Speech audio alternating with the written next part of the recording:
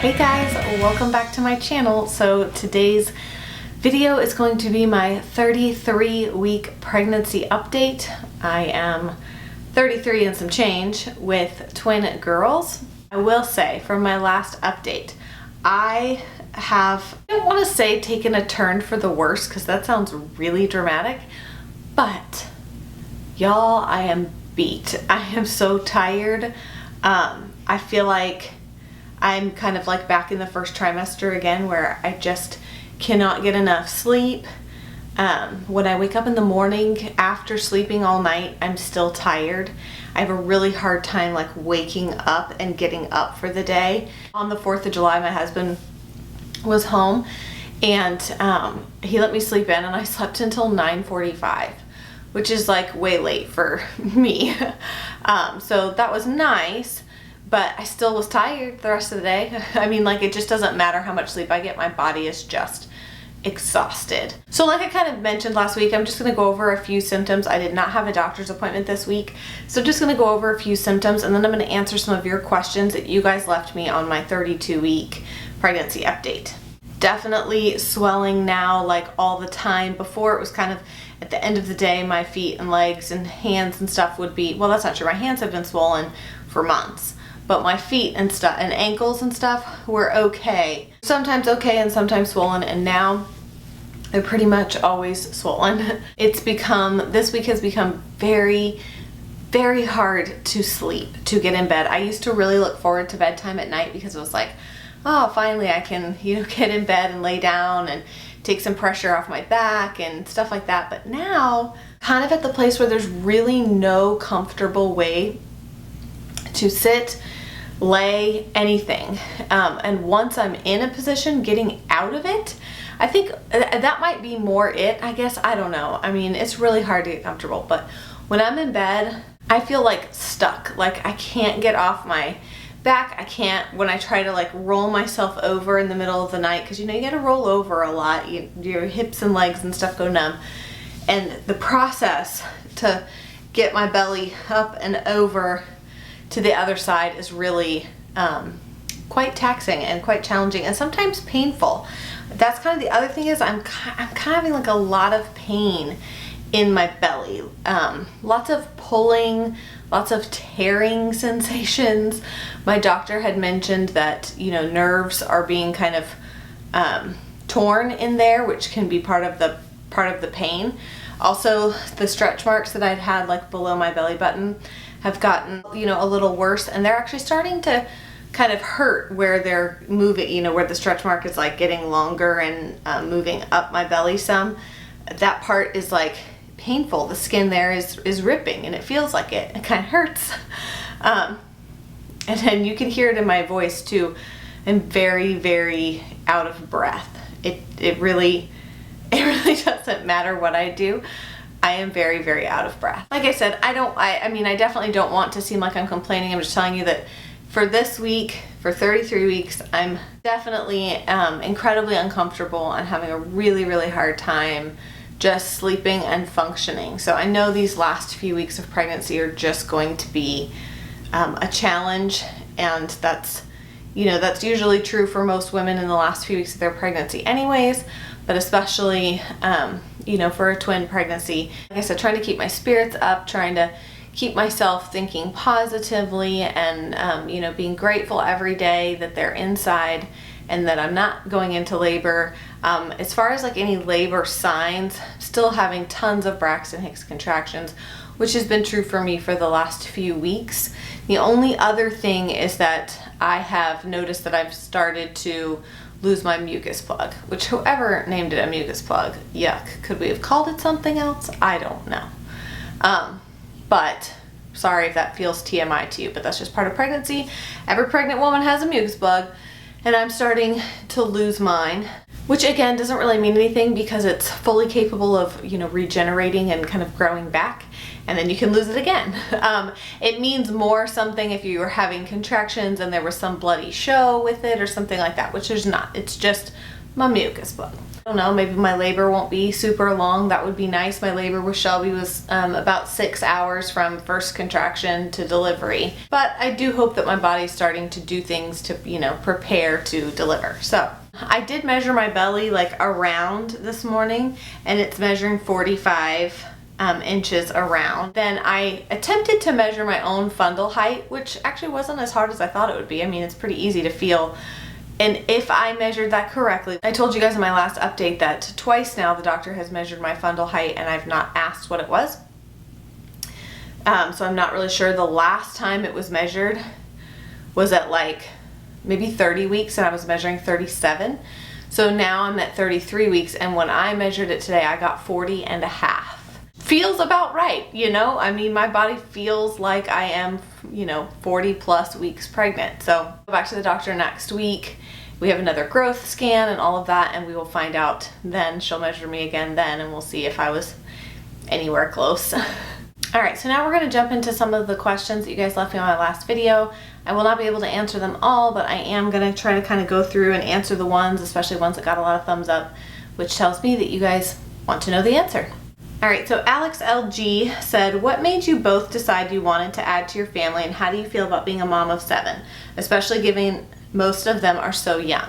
We've definitely known for a few years now that we wanted to have another baby. We wanted to have one more baby to kind of complete our family. It was just a desire in our hearts.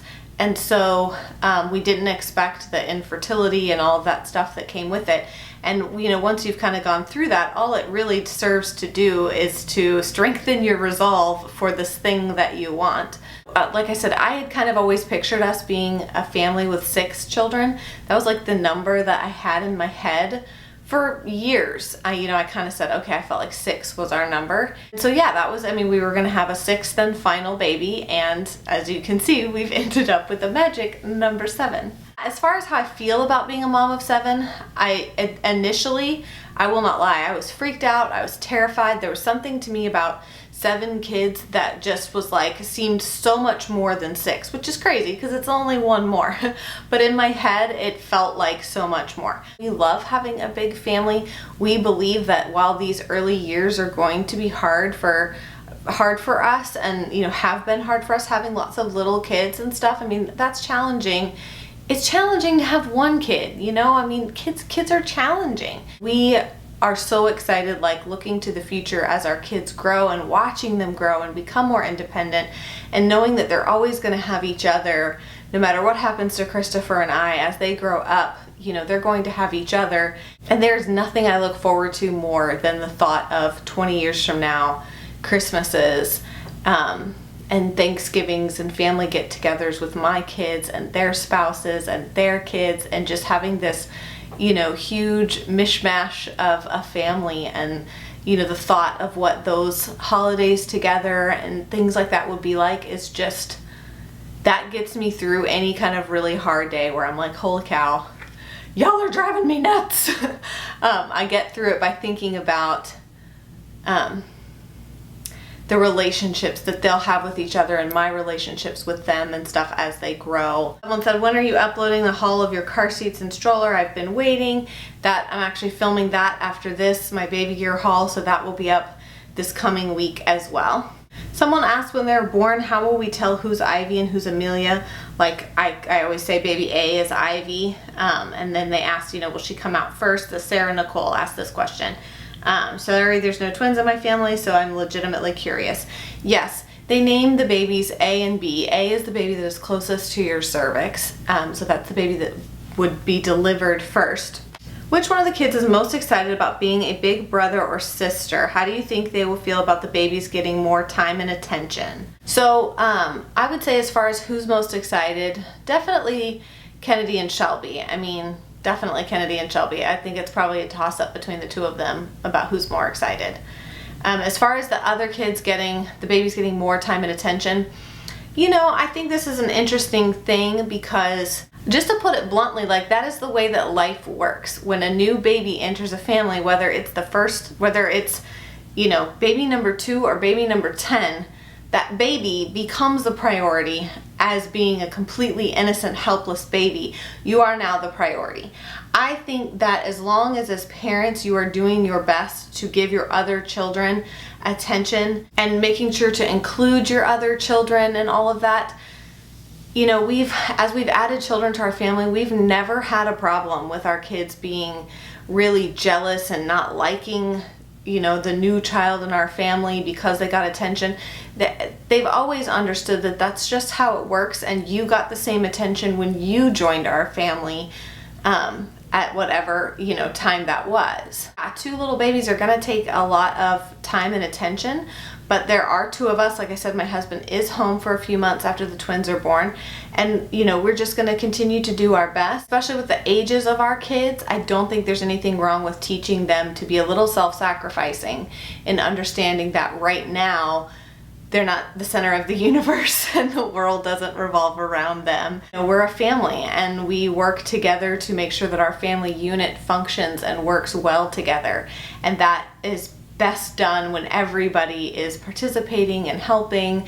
And that's a big thing. I think letting the little kids help with the babies and stuff like that is a good way to make them feel included and not excluded. There's a question here.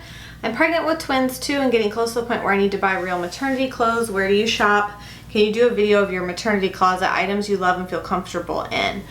I am going to do kind of my maternity must-haves slash kind of twin pregnancy must-haves. That is a video I have planned I'd like to shoot so it can go up potentially while I'm recovering from having the twins. But I will say that as far as places I like to shop, Target, ASOS, Old Navy, online. They don't have much in the store for maternity, but online they do. I did find quite a few things that I liked at Motherhood and stuff. Everyone kind of has a different style, and I think a lot of that depends on how you carry, and I'll kind of talk about that in my maternity must-haves video because I've carried very differently this pregnancy than I did in my others. Required a very different kind of maternity wardrobe than I did when I was pregnant with Kennedy and Shelby. Someone said, you once talked about crossing the US in an RV with the kids with the twins coming. Are you postponing it, or have you decided not to do it at all?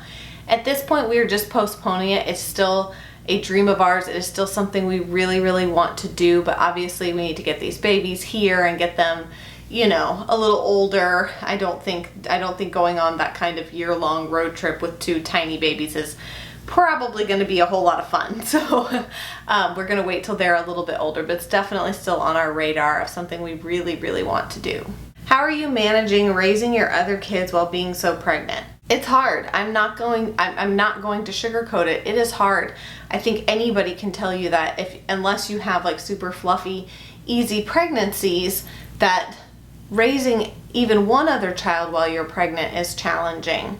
I am very lucky in that I have a very, very supportive husband, very supportive friends and family, people that have kind of come alongside us and helped us just put one foot in front of the other and have done my darndest to make sure that my kids still get to do the things that they want to do as much as possible and still can participate in their activities even when I'm tired and I don't want to get dressed and take them somewhere or whatever. I still try to do it. And their lives have been pretty good even though this pregnancy has been really hard. They've had to make some sacrifices, but again, I don't think that's a bad lesson for anybody to learn at any age, to be a little self-sacrificing. So we've had to say no to some things, and other things we've been able to work out. Like for example, my girls love to go to Briarfest every year. Well, I can't drive 7 hours away to Kentucky and spend 3 days in the 90-degree heat when I'm 34 weeks pregnant with twins. But my mom volunteered to say, hey, I'll take them. So now the girls still get to go to Briarfest that they really want to go to, and they're gonna go with their grandma and have a great time. So we've just tried to be really, really flexible. Okay, this is a good question. What is the biggest difference between a twin pregnancy and a singleton pregnancy? I'm sure they're different, but I'm curious. I think that's going to be different for everybody, but for me, the biggest difference is the physical toll and pain and aches and things. When I had my singleton pregnancies, I still struggled with hyperemesis, so I still struggled with nausea, vomiting, through much of my pregnancy, if not all of it. But as far as like physically being in so much pain, hips, pelvic pain, belly pain, all that I don't remember having any of that in my singleton pregnancies. Of course there was stretching and pulling and things like that. Painfulness that has come with this twin pregnancy, that is totally new. And obviously the size. I mean, I am like 3 times the size I was when I had Kennedy and Shelby. This is a good question. I've never been pregnant, but apart from the painful and uncomfortable symptoms, are there any nice, comfortable ones? I know it varies from pregnancy to pregnancy and mother to mother, but what is one thing you've loved about being pregnant? For me, this would definitely be feeling the babies move. 100%, that is like the coolest thing. There is nothing that you can ever, there's no way to ever explain it to someone until you've like feel this baby moving inside of you. And like just like a few minutes ago, baby Ivy had hiccups, and like feeling her have hiccups in there, and just knowing that they're like these 2 human beings and your body has taken them from clusters of cells and turned them into human beings with functioning organs and hair and eyes and hands and tiny toes, and your body is doing that every day while you sleep and while you eat and while you run errands and do this thing. Your body is like creating life. It's absolutely incredible. I say it all the time. Pregnancy is a miracle. It's painful for some people and there's lots of uncomfortable side effects and things that are kind of gross and whatever, but on the whole, pregnancy is an amazing miracle, and to get to be a part of that, to me anyways, is such an honor as a woman to be able to carry and to create life, and it's truly incredible. But yeah, feeling the baby move and knowing that they're growing inside of you is just kind of like takes your breath away when you really like think about what your body is doing every day. The last question I'm going to answer is, have I gotten an epidural for my other 2 girls, and will I get one for the twins? So yes, I was induced with Kennedy because of issues I was having with my kidneys. So I was induced with her, and I did get an epidural. Everything about her birth actually went very smoothly. The induction went well, epidural went well. I pushed for 20 minutes and she was out, and everything went really well with that. With Shelby, I went into labor naturally at 38 weeks and 5 days. First contraction was somewhere between 8 o'clock and 8:30, and by the time we got to the hospital, it was closer to midnight, and I don't think that the nurses believed me that I was as far along as I was. Like, I knew that I was pretty far along in my labor, and it was kind of the middle of the night, and the anesthesiologist was in a C-section, I believe, so I had to wait for him. Basically, by the time he came and gave me my epidural, he pretty much placed the epidural, laid me down, and I said, I have to push. And they were like, no, I don't think so. I'm like, no, I have to push. And they checked, they're like, oh, yep, there's a head right there. So I pushed Shelby out, and with a half effective, if at all effective, epidural, and after she came out, I went totally numb after that. So because when you are planning an epidural and then you don't get it, if that's ever happened to you, you probably kind of know what I'm talking about.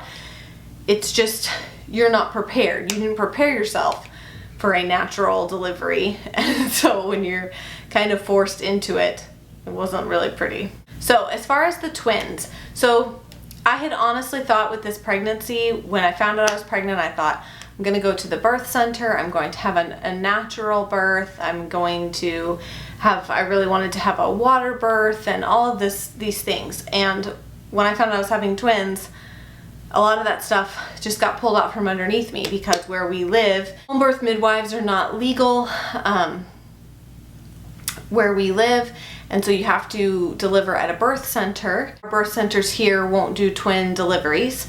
So anyways, after talking it over with the doctor and everything, like I said, I really am hoping to have a vaginal delivery, but what I don't want to happen is that I deliver baby A vaginally and then something happens with baby B and I need a C-section, and if I don't have an epidural in place when that happens, if it's an emergency situation, then they just knock you out.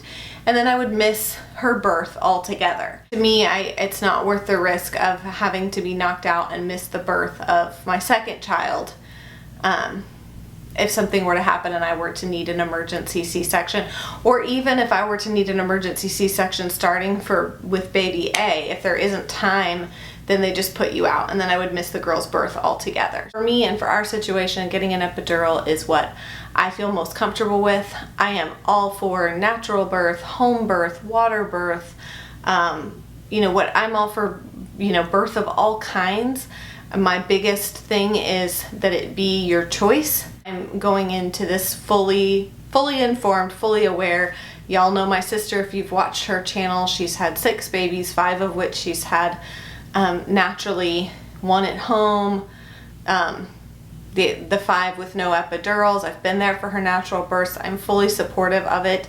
But in my case, I'm doing what I think is best for me and for the babies. All right, you guys, that's it. Hopefully, I don't know how long this is going to be, how long I talked for, but let me show you guys my belly really quickly.